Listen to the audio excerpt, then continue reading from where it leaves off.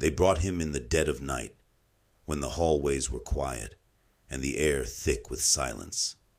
3 men in black suits, their faces impassive, guided him through the unmarked psychiatric facility, deep into the isolated wing. The nurses whispered among themselves, casting glances at the strange man with empty eyes and the ageless face, who walked like he'd been here before. They called him Patient 51, a number hastily scribbled on his chart, replacing a name that no one ever saw. He arrived without any identification, no record, no history. And yet, when he met Dr. Lennox for the first time, he spoke like he knew everything about this place. And her. "Good evening, Dr. Lennox," he said, his voice soft, like he was saying it for the 100th time. Dr. Lennox frowned, looking down at her clipboard. "I'm sorry. Have we met before?" Patient 51 looked at her, his eyes dark, almost ancient. "Yes, though you don't remember it. But I do." She hesitated, glancing at the orderlies who had escorted him in. Their faces were stony, unfazed. The patient sat down without being told, folding his hands neatly in his lap. "All right," Dr. Lennox said, trying to ignore the creeping chill in her spine. "Let's start from the beginning. Your name?" A smile flickered across his face, cold and weary. "Names aren't important here. Not anymore." "Names help me understand who you are," she replied, pen hovering above her notepad. "My name," he murmured, eyes drifting somewhere distant. "There were names once, but I don't remember them." "What do you remember?" He looked at her, his gaze penetrating, heavy. "I remember this room, this conversation. I remember the smell of the antiseptic. I remember your questions. I remember all of it." Dr. Lennox felt a prickle of unease. "You mean you've been in facilities like this one before?" "No, doctor," he said, a hint of irritation creeping into his voice. "I mean here, this room, this exact moment." Her pen hovered uncertainly over the page. "So you're saying you've lived this before?" Patient 51's lips twisted into a smile, but there was no warmth in it, only a deep, unsettling resignation. "You don't believe me. You never do. Each time you look at me with those same skeptical eyes, trying to diagnose me, to rationalize me. But in the end, doctor, we're just dancing the same steps in an endless waltz." Dr. Lennox took a deep breath, trying to steady herself. "All right, let's say, hypothetically, you've been here before. Can you tell me why? How?" "It's less like traveling," he said, leaning forward, "and more like being caught. Like a loop, a twisted, broken loop. I fall through moments, snap back to a beginning I can never quite remember." His gaze turned distant again. "Time. It isn't what you think it is, doctor. It doesn't move forward, not really. It folds. It traps. It consumes." She forced herself to hold his gaze, ignoring the sudden chill prickling her skin. "So, what do you want from me?" He laughed, a hollow, haunting sound that seemed to fill the small room. "Want? That's the cruel part, doctor. I don't want anything. There's nothing I can want. Because every time I sit in this chair, every time I answer your questions, I know I'm just waiting for it to start over again." She shifted uncomfortably. "What do you mean, start over?" "Exactly what I said." His voice was low, almost a whisper.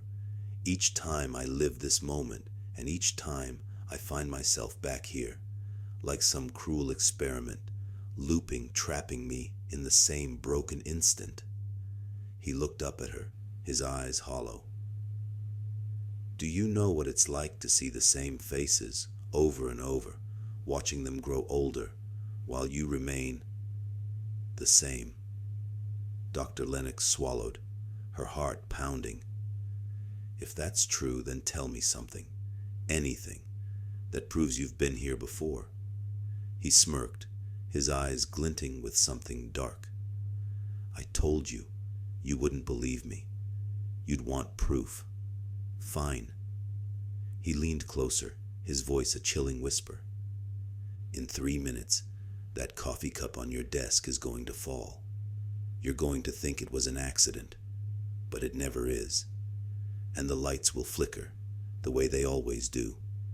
Then you'll touch the back of your neck, feeling the prickling chill, wondering if maybe, just maybe, there's something here you can't explain."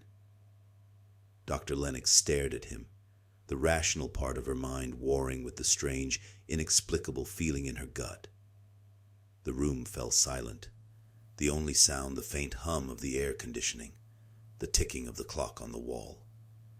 Then, without warning, her coffee cup tipped, the contents spilling across her desk in a dark, steaming pool. She jerked back, heart pounding, her hand instinctively reaching up to touch the back of her neck, where a chill seemed to crawl up her spine. She looked up at him, horror dawning in her eyes, and patient 51 smiled, the expression on his face both sad and triumphant. "There it is," he murmured, as if he'd been watching the same scene 1,000 times. Dr. Lennox's voice shook. This could be a trick. Maybe you've been watching. Maybe you nudged it when I wasn't looking. Doctor, you're grasping for answers you won't find."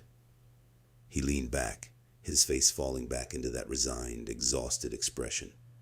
"Because this moment, this isn't the end. In a little while, you'll go home. Convince yourself it was a strange coincidence, and I'll stay here, waiting, until the clock strikes 0 again." She felt trapped in his words, caught in a spiral of dread. What do you mean by the clock strikes 0? He looked at her, his eyes dark and hollow, his voice empty. "That's when it resets, doctor. That's when I go back. It doesn't matter if I'm awake, or if I try to run, or if I scream. Time snaps me back, like some twisted game." Her voice was barely a whisper. "How long have you been stuck?" Patient 51's eyes glazed over, his voice dropping to a haunting murmur. "Long enough to watch the world shift, to see civilizations rise and fall. Long enough that I've forgotten my own name. Long enough that I stopped counting." Dr. Lennox felt her pulse race, her breath shallow. "Isn't there anything I can do?" He looked at her, and for the first time she saw something she didn't expect. Desperation. "I've tried everything, but nothing changes. I thought once maybe that if I told you it might break the cycle. But it's hopeless." His voice broke, a whisper on the edge of despair. "I'm trapped." The lights flickered, and for a moment the room was plunged into darkness. When they came back, patient 51 was looking at the floor, his expression vacant, as if the life had drained out of him. Dr. Lennox stared at him, her mind reeling, 1,000 questions burning on her tongue, but her voice felt trapped in her throat. And then he spoke, barely audible. "It's time." The clock on the wall struck midnight, the sound echoing in the room. Patient 51 looked at her, his eyes empty, his voice fading. "See you tomorrow, doctor." And as the chime echoed, she blinked, and the room was empty. There was no sign of patient 51, no indication that he'd ever been there at all, just the faint scent of stale coffee, the ticking of the clock, and a sense of dread that left her questioning her own sanity.